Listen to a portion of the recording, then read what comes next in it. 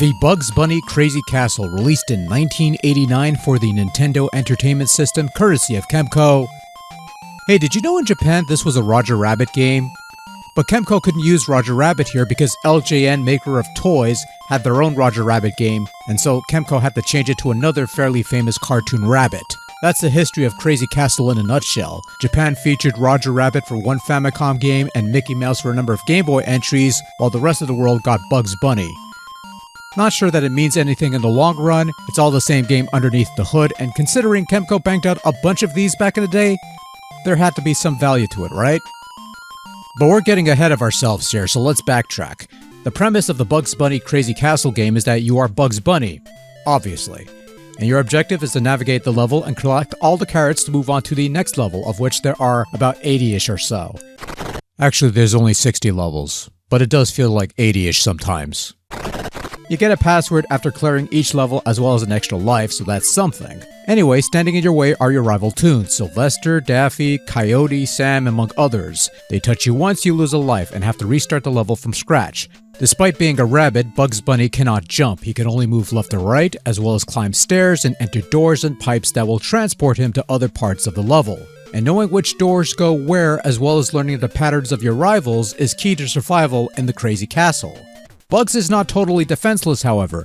There are various objects that you could push to kill enemies by landing said objects on their heads. You can also collect punching gloves that can be used to fire off at any foes that might have you trapped in some place. There are also potions that will give you temporary invincibility from enemies for a short period of time. Controlling Bugs is simple and straightforward. In theory, at least. In practice, there's a couple quirks to take into consideration. Movement is tile-based, so one tap on the D-pad moves you one tile in a direction. This is important to keep in mind, because there's no such thing as precision control in Crazy Castle. Another thing to keep in mind is that whenever you take a fall and land, you'll automatically take one step forward.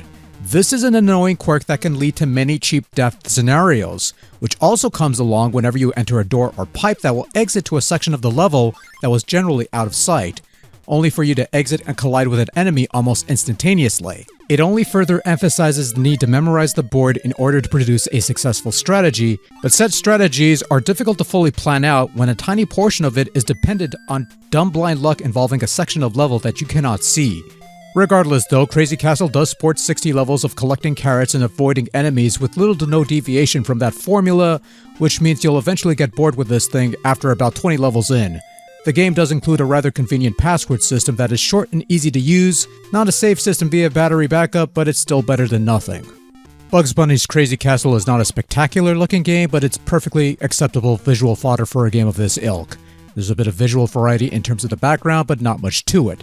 The characters are somewhat smallish, but resemble who they're supposed to represent, so you could tell who's who. Even the various weapons like crates and weights look like those things that they're supposed to look like. And it's not like they needed to put in that much effort in this regard, but indeed, it paid off with some accurate-looking character sprites. On the flip side, you've got some weak-sounding sound effects along with a small collection of subpar mediocre music that plays throughout the game's 60-ish levels.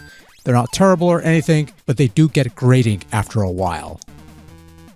Overall, the Bugs Bunny Crazy Castle has some quirks that keeps it from being a classic or great or even good for that matter, but at the very least it is mildly playable, the premise is simple, the gameplay is functional, and once you get into the groove of things, there is some fun to be had here, though it probably won't last long.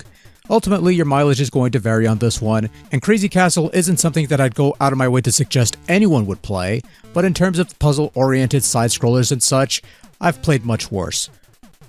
All in all, Bugs Bunny Crazy Castle on the NES is largely inoffensive, and that's about as far as I'll go.